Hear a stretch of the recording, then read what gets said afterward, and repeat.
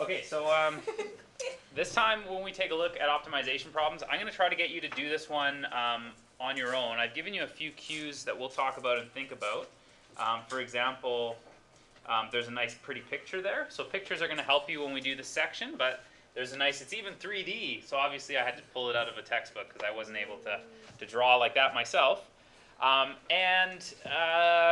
Things like what's the domain, what's the formula for the volume, and then the question at the end of it all is what dimensions of this box would yield the largest volume. So basically the way you can think of it is you take this sheet of possibly tin, so it looks like a metal sheet, and you're going to cut corners out of it just like is shown in here. So when you take those corners out, I mean you could try it with a piece of paper, but you can actually fold them up to make a box. But the problem is, if we're going to do this, we obviously want to get the most box for our money. So that's what we're trying to figure out here is how big should we cut into these corners so that we get the most volume out. If you cut it very small, like possibly like this, you end up with more material but a very shallow tray. So it's probably not very efficient. Similarly, if you were to cut it, I don't know, maybe all the way out here like this, then you have a very skinny but deep box, which again is not going to be probably very efficient. So your job here is to take a look at it and figure out what dimensions would yield the best box, or at least the box with most volume. Okay, so like we said, basically when we do optimization, if I had to summarize the hardest part, it's usually finding a formula that works for us. So we're talking about volume. So simplest terms, what would volume be for this figure? You don't have to tell it to me in terms of x's and all this other stuff, but for this kind of shape that we're dealing with, what's the volume going to be? Length times width times height. Yeah, length times width times height. Sometimes it's good to start with the simplest thing that you know and then build up. So if we take a look at this, if I'm looking at the figure, when I fold these corners up, those corners represent the height now because they've been folded up. So I know my height is going to be x, and what's left over, once I take these corners out, that means there's 12. Take away 2 x's for the width and also for the length. So that's what the picture is trying to show you here, is once it's folded, you have 12 minus 2x for those dimensions. So the volume is going to be length times width times height. And I didn't leave a ton of room to answer this, but I'll try to squish it into the picture here. So if I wanted to get a formula for the volume based on cutting out those corners, then I'm going to have 144 minus 48x plus 4x squared, all times x, which of course, that'll be 4x cubed, take away 48x squared, plus 144x. So that gives me a formula that I can try and optimize now. So we're looking to maximize the volume. Let's take a look here for critical points. Okay. So the derivative for the volume is going to be 12x squared, take away 96x plus 144. Whoops. Whoa. Plus 144. Sorry about that. And it's going to be more convenient to do a little factoring here. For example, I could take the 12 out of this, and that'll make it easier to see that there's 2 possible critical points at 6 and 2. So let's talk about the domain of the volume. What would make sense if I'm cutting these squares out? What restrictions should we put on that length for x? What do you think? 0 to 6. You're exactly correct. Why would you say 0 to 6? If you go beyond 0, no points. If you go beyond 6, there's nothing. Yeah, so if you, obviously it's got to be bigger than 0 or you didn't actually cut into the box, right? It can't be bigger than 6, or what happened is you actually went like this and you just chopped the whole thing out, because when you do that on both sides, you have nothing left, right? you have this kind of a box where there's nothing in there. So we want to make sure that it's somewhere in 0 to 6, which makes it easy then to say that we're going to reject that answer. 2 is the one that we're going to be looking at, and we should always verify that. So one way that we've been taught to verify that it is actually the maximum, I mean, it may not always be the case. We might have found a minimum, right? It's not always safe to assume. So why don't we just double check? One way that we've worked in class is to say, we could go like this and make a number line, where this is x minus 6, this is x minus 2. So here's the point 2, here's the point 6. So if I combine those, I end up with a positive, a negative, and a positive. So what I can say is that 2, it was increasing, and it hits 2 and it starts to decrease. So it has to be a maximum. So the dimensions that we're talking about, if x equals 2, it's going to be 2 by 12 minus 4, or 8, by 8 by 8. So that's the largest possible volume that we could do for this question. Okay. So I'm just going to move this for people to copy in case you need a minute. What's the point of putting the x takeaways? Both of those lines are there because this is my derivative. So I've got two pieces that affect where it's positive and negative. So I have to verify that that's a maximum in this case. That's why I've done it. All right, so the next one we're going to take a look at. I mean, it doesn't look very exciting. Do you want an exciting version of it? No? Okay, we can do the boring version. Oh, I'm going to give you the exciting one anyways. Does it involve clouds? What's that? Does it involve clouds? No, but let's just say that this is Earth, okay? And a comet is going to collide with us, and we need to intercept this comet on its way. So if we fire it too far away, then possibly we don't have enough fuel or enough time to get there. We want to find out when we're closest to it, distance is the smallest, to fire that thing into a billion pieces so it doesn't destroy us. How's that? Does that make calculus more exciting? Not really. No? Okay, well I tried. But anyway, we're going to just using a parabola and a point. The point here is 0, 2. The principle is the same though. If we're at that point 0, 2 and we want to know where's the shortest distance for any point on this curve. So for example, based on the ones I've drawn, I would guess that it's about there. It looks like the shortest is somewhere around there. Okay. So we'll work out exactly where it is. But we got to ask ourselves some key questions first. For example, what am I trying to optimize in this problem? Distance. I'm trying to minimize distance. So we're going to need a formula for distance. Does anybody have any ideas then what formula we could use? Pythagoras? Yeah, Pythagoras is going to help in this situation, right? There's actually, if you look from that point to this point, there's actually a triangle in there for the distance between 2 points. So if this is the point, let's call it xy, then the distance between the point here and the point on this graph would be x minus 0 squared plus y minus 2 squared. And this is going to be x squared plus y squared minus 4y plus 4. But we have a problem now. There's 2 variables here, and we do calculus on 1 variable. So, any bright ideas? How do we get rid of the y? Original equation. Yeah, up here it says y equals 4 minus x squared. So that's what I'm going to make for my substitution. So it's going to be x squared plus 4 minus x squared all squared minus 4 times 4 minus x squared plus 4.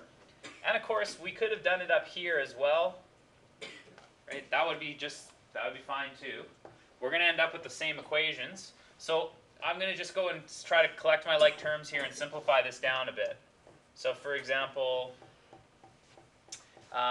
in this one, it's going to be, let's see here, plus 16, then I'll have minus 4x squared, and plus x to the 4, then minus 16. Sorry? 8x, yes, thank you. And then plus 4x squared plus 4. So I can go, that's gone,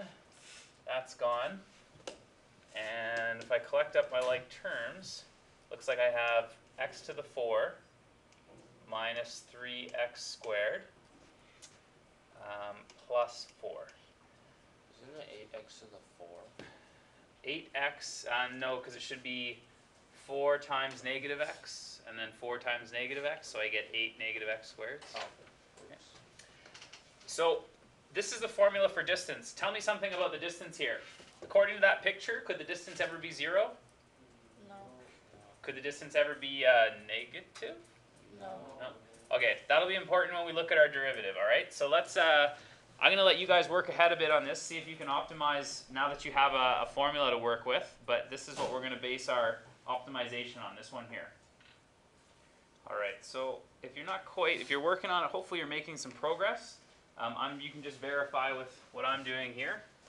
So the distance will have a derivative that's going to be 1/2 x to the 4 minus 3x to the 4 plus 4 to the negative 1/2, and then derivative to the inside will be 4x cubed, and take away, oops, that should be a 2 there. Take away 6x. So if I write it down in a way that's a little bit more pleasing, there's a 1/2 here, so I'm going to take this 1/2 and turn this into a 2, turn this into a 3. So that'll give me 2x cubed minus 3x all over the square root of x to the 4 minus 3x squared plus 4. And it would probably be even better if I did one more step of factoring. And you took out the x. Yeah, so I took out the x to factor it once more. Okay, so when we look for our critical points here, if we're looking at the top of the fraction, what values could we use to make this equal 0? 0. Right, that's an easy one. So we're going to try x equals 0. Any other points? 3/2 rooted. That is correct, yeah. We'll look at both the positive and negative of the square root of 3/2. If I put it back into here, that would make the other piece equal to 0. So that's where root 3/2 came from. And remember I asked about this? Is it possible that we divide by 0 at any time in here? No. No. You could also verify it using this part of the quadratic formula, right? But anyways, it's enough that we know, looking at the picture, this represents the distance, right? If that's the distance, it's got to be greater than 0 according to our picture. So those are my critical points here. And if I'm looking to minimize the distance, it could happen at x equals 0. It could happen at one of these places as well. So let's take a look. If I try it at x equals 0, this is where I am. So that one hopefully we don't need a calculator for. That's the distance of 2, right? So that's what I'm so far basing as the smallest distance until I find out otherwise. Why do you think plus and minus root 3?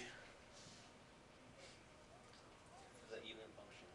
It's an even function, which is a fancy way of saying it's symmetrical, right? So it's symmetrical, so that's why we got 1 on either side. Okay? So we don't need to test both of these. I would expect we get the same distance due to the symmetry. We only need to test one. Okay? So let's try root 3/2. So if x equals root 3 halves, y will be equal to 4 minus root 3 halves all squared. So that'll be 4 minus 3 halves. So that's like 8 halves. Take away 3 halves is 5 halves. Okay. So at 5 halves and root 3 over 2, that's going to be the other point I have to try. So the distance is going to be square root of, let's see here, x is root 3 over 2 all squared plus 5 over 2 minus 2 all squared. So this is putting it into the distance formula to see who is shorter. This will be 3 halves plus 1 quarter. So I think I'm going to have 7 quarters square root as my distance. Okay, so 7 quarters, which I believe is about 1.3 something. I'm running out of space there, but it's 1.3 something. Let me just double check that. Question? Would you plug it into like the original equation? This is the original equation here. That told me where it was. It's at root 3 over 2 and 5 halves. So I don't know, somewhere about here and here. Now that I know where the point is, I need to use the distance formula to figure out how far is that. Oh. So the distance formula is being used to figure out which distance is smaller. Good question. 1.32287. It is, okay, 1.32. We'll stop there, I guess. I'm just run out of space. So clearly that's shorter than 2. Wow, that is going to blow the eardrums out of everyone on YouTube. So either position of the square root of 3 over 2, either positive or negative, would be the closest distance. Can you just edit that part out? I'm sorry, once it's rolling, we're rolling. You'll be famous though. They'll be like, maybe you'll make it on an email like, hey, at 10 minutes in, listen to this person sneeze, and it'll go viral. So the next thing I want to do is I want to talk a little strategy. And it had to do with our discussion a little bit about distance. So what I'm going to do is I'm going to do some erasing, but I want to keep some of this. So I'm going to keep this piece here, just so we can compare. And then I'm going to get rid of a lot of this other stuff. So just bear with me for a second here while I try to remove some of this. Okay. So let's try to clear up. That'll be gone. And I'll get rid of that later. And we'll get rid of this too.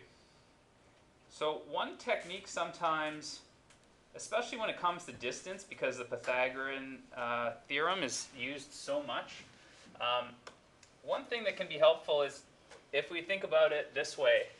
Instead of talking about the distance, if we talk about the distance squared. Now, do you think it would make sense to say if I minimize the distance squared, I've also minimized the distance? Okay. So the algebra is, however, going to be much simpler. Now, let's take a look at what happens here. If we take the derivative for the, well, I guess first of all I should put in my 4 minus x squared piece. And I'm going to end up with the same thing as before. So I don't want to repeat everything entirely, but if I collected my like terms, I would still have that piece that we all found, right? But there's no square root. So let's take a look then. If I was to take the distance squared's derivative, this is what I would end up with. And most likely we would have written it down as 2x times 2x squared minus 3. And we would have ended up with x equals 0 and x equals square root of 3 halves, plus or minus. So notice that between this derivative and this one, we end up with the same set of points. What's missing though? What's missing in the simpler version? The bottom. The bottom of the fraction, right? But when we talked about the bottom of this fraction, what did the bottom here represent? What was this? It was the distance. So is it possible that we're missing a critical point? How do you know you're not missing a critical point? Yeah, according to this, we would not have a zero distance, so we could safely ignore the fact that it doesn't show up. That's okay. So sometimes it's useful to do it this way because then it's just simpler for the algebra and the calculus that follows. Okay, so keep that in mind if you do run into something in your textbook that goes, whoa, this is way up, I must have missed something. You may want to try your distance squared instead. Okay. Now it's time to save the world. We're gonna figure out the answer to a question of mine, and you know what? You're all gonna hate me for this afterwards because from now on, when you go to the grocery store, you're gonna be going, "Oh, that's a good can. Oh, that's a terrible can. Who designed that can?" Because, and I do this to myself now because I guess obviously I'm a bit of a nerd that way. But if we have a certain amount of material and we want to make a 1 liter can, what's the most efficient way we could do it? Now, what I'm saying in this question is, I'm going to give you a certain amount of material. If you use less material, better for the environment, cheaper for your company, should be a win-win, right? Well, you're going to find out that not all manufacturers do this, right? This is probably like a tomato sauce. Let's say this is the tomato sauce can. No, tomato paste. Okay, yeah, maybe more like tomato paste then. And this is probably like tuna, Yep. right? But again, we're going to take a look at what's the most efficient way to do this, and then we'll see what some of the ramifications are. So here's some of the formulas we're going to work with. First of all, the job we're doing is we're doing a 1 liter can. Okay, 1 is nice because the math is simpler, but the problem would be identical if we changed it to, I don't know, a 680 milliliter can of tomato sauce or whatever it was at the store. So this is the formula that represents the volume. This must be true in order for us to make a 1 liter can. Now the surface area, I'm missing an R here. There should be pi r squared. If you think about the way you make up a can, is you end up with, you take this piece and then you roll it up so that you end up with something like this, where this is the height, and that circumference, that distance around, is 2 pi r. So that's how we end up with, you know, if you take a piece of paper, you can replicate it. Right, here's my piece of paper, and if I roll it up, then here's the height, and the circumference now makes up, right, there's the circumference, that's equal to the width. Okay, so the piece of paper I had to use here, or in this case the piece of tin, 2 pi r h is what I get for the body, and then I have to put in a top and a bottom. So for a top and a bottom, that's these, top and bottom, right? 2 pi r squared, 2 circles, whereas this piece is the one that we rolled up. Now I don't have the luxury of leaving that, I took up too much room, so I am going to erase my chicken scratch so that we can just do some regular calculus. Is that fair to erase now? Okay.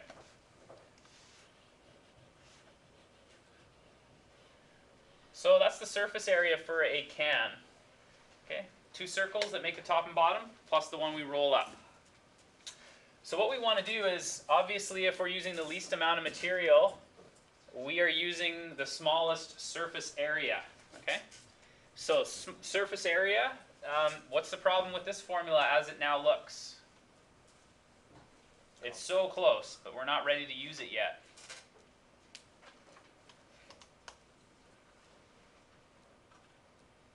Isolate the variable? Yeah, we'll have to do that, but not just yet. There's still something,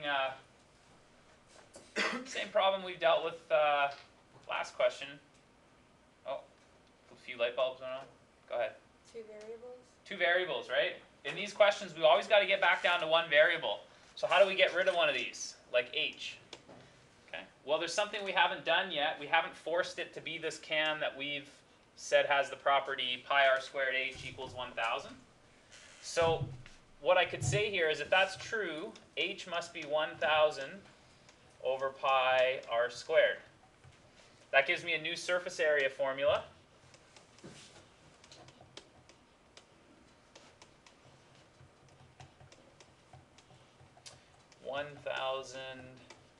Pi r squared. Okay, so again, I'm going to let you guys go to it and see if you can figure out. We're obviously going to optimize this for the radius because that's what's in our problem. But once I know what the radius is, I can put in that optimal radius. That'll tell me what the optimal height is, and we can go from there. Okay, but I'm going to leave you to it. I'll give you a couple of minutes. What would be the optimal radius for this can? Okay, so it looks like people are on their way, so I'm going to try to catch up, and you can sort of compare it against what I've got here. Oops, too many. Let's see here. That's gone, that's gone, that's gone, that's gone. So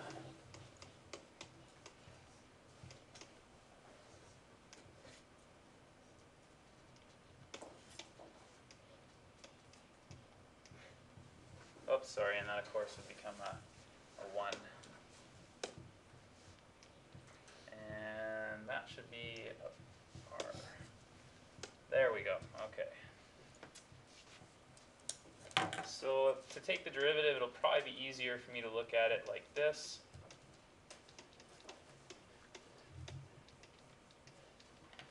And let's see where we're at then. So the derivative is going to be 2 pi r plus, let's see here, that'll be minus 1,000 over r squared. So we get one critical point right away. I can see radius 0. Haha! We solved it? No, there's no can if the radius is 0, so we can just cross that out. But let's keep going then. It's possible to see, does 2 pi r minus 1,000 over r squared equal to 0? If so, then 2 pi r would be equal to 1,000 over r squared. If I rearrange this, r cubed is 1,000 over 2 pi, or r is 500 over pi's cube root. So that's kind of a bizarre number. Does anybody have a decimal for that?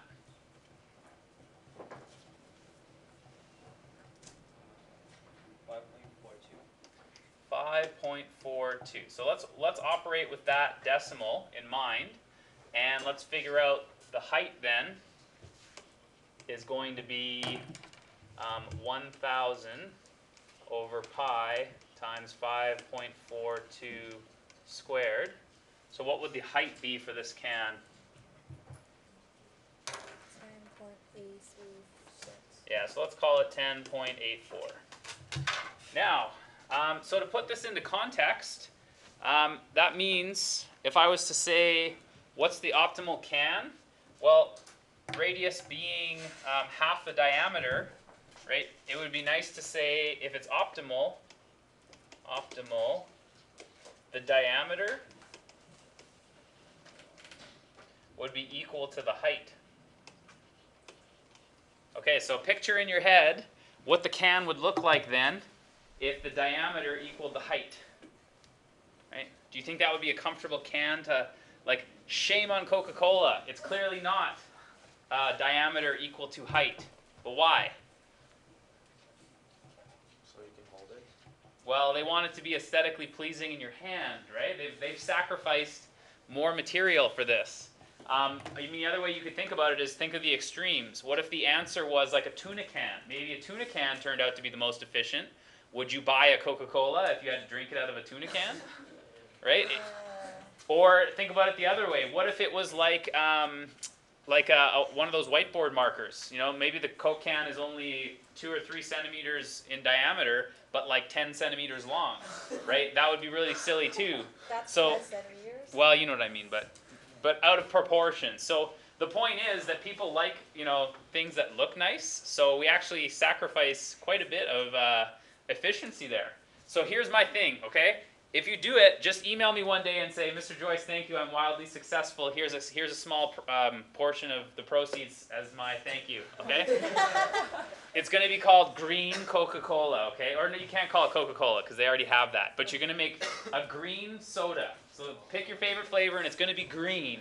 And then in that, you're going to use cans which use the least amount of materials because you're going to be the most environmentally friendly pop can. And people are going to look at these green pop cans and they're going to see these weird shapes and go, man, what the heck is that? And they're going to be like, why are you drinking that weird green soda? And then you can brag about being super environmentally friendly and you can use organic materials. And I'm telling you, word of mouth, you will be rich. And if you're not, I apologize. But that's my idea. Yes? So is the rate the same for all cans? No, with no difference in the volume? If you wanted to do it for all cans and convince yourself, then what you'd have to do is instead of using the number 1,000, you'd use a number like L for the number of liters, and you just treat it like a constant. So yeah, in our answer down here, instead of having 500, it would be L, and there'd be a 2. Then we'd have to go put that back into 8. It would be a little bit more involved, but yes, it's going to end up being those proportions. So, okay, so anyways, there you go. Now you can go out and save the world. All of its tin, right? You'll save us aluminum cans. Okay, last question. 4 feet of wire is to be used to form a square and a circle. How much wire should be used for a square and how much for the circle to enclose the maximum possible area? So, again, we've got to come up with formulas here. What are we trying to optimize? Wait, one square and one circle? Well, So 2 shapes together. not 2 shapes together, but the separate shapes or possibly even just one of the shapes. Okay. Basically, it's kind of like this. You have 4 feet of wire, and the challenge is you can make a square or a circle, or I guess you could do either, but you have to come up with the most possible area from whatever it is that you've done with that wire. Okay? The circle. Well, we don't know that, right? I mean, you might think you know that, but we don't know that just yet. So, what are we maximizing or what are we minimizing? What are we working with here? Area. So tell me some formulas that are going to come in handy. Okay, so length times width. What about the area for the circle? Squared. Yeah. So here's the 2 things we're going to work with. Now if I have 4 feet of wire, and let's just say that it's a square, so these are going to be all the same length. So they're all going to be x's. Okay? So that means how much is left over for the circle?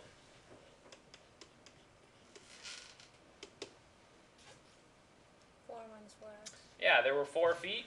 Take away 4 of those x's that make up the circle, or the square. Okay. So that means the area is going to be just x squared, because length and width are the same. But again, we have this problem. You have x and you have r. Can anybody think of a way that we can get rid of r?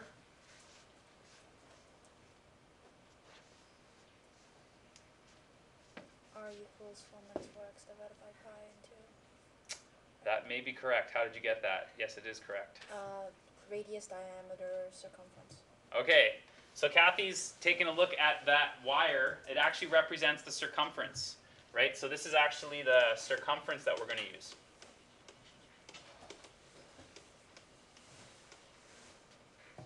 So if it's the circumference of that circle, it must be equal to 2 pi r.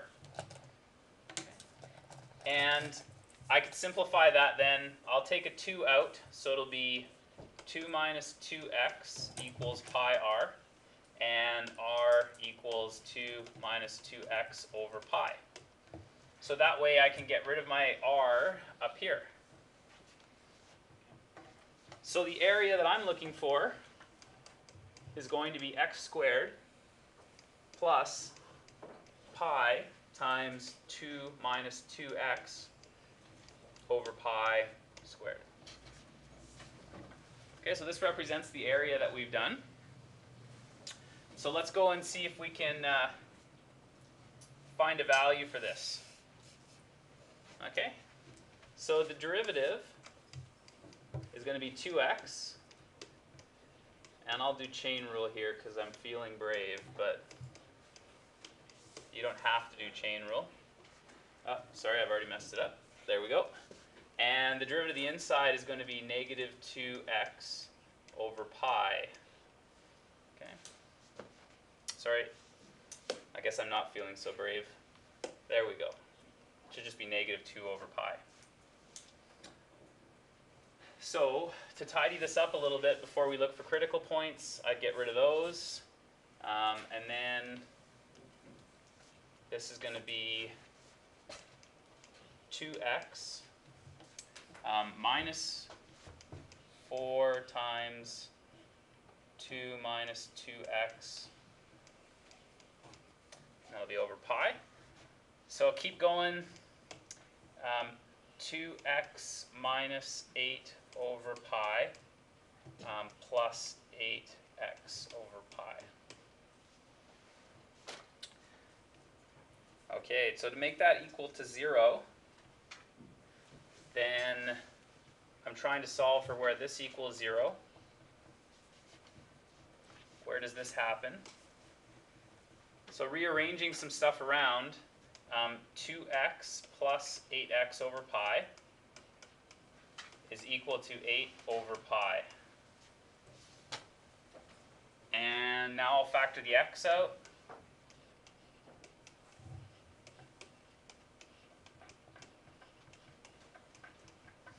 So that gives me an answer. X will be 8 over pi divided by 2 plus 8 over pi. And I believe this was about 0.56 if I remember correctly. Now, there is a small problem with this. This is one possible scenario. We still don't know that this is the maximum, right? We haven't actually verified whether this is the best one. So there's a danger here.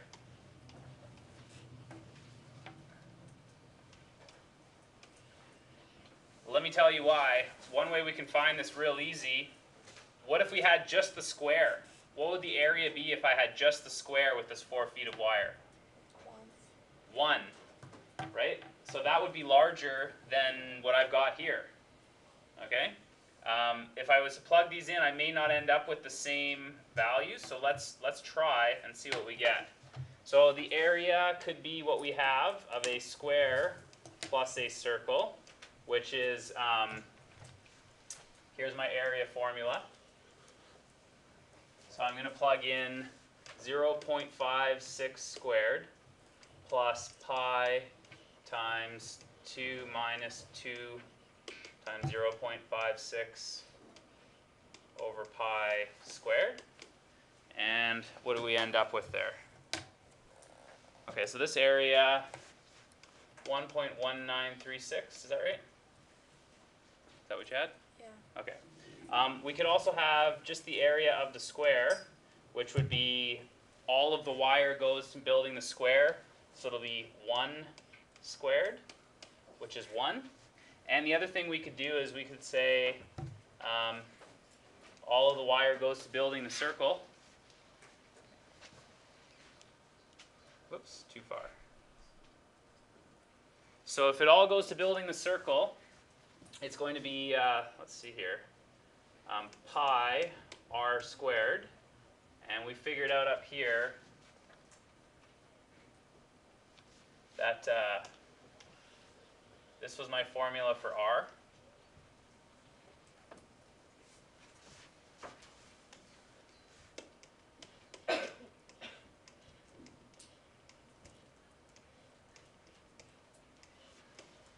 So this is going to be pi times 2 minus 2 times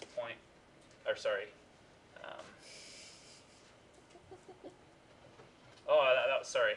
That was the one we were maximizing. I just had a brain shut down there. It's simpler than that. We're just wanting to know, we use the whole thing, 2 pi r to be equal to 4. So that means the radius is going to be 4 over 2 pi, which would be 2 over pi. So my apologies, we're using it all to build up that. So it would be pi times 2 over pi squared, and 1.27. 1.27. Yep. So that in fact is the largest area there. Ha ha ha. So to win this, sorry? What about the first one? Okay, I think if, I know we looked at the graph of this in the other block, I'm pretty sure that is the correct one to do, is the circle. But we can verify that again after we've done the lesson if you like, Jack. So, anyway, if you want to win this game, you throw the square away and you just build a circle. That would be the way to win. So yes, you're right, Kathy. Ha ha ha.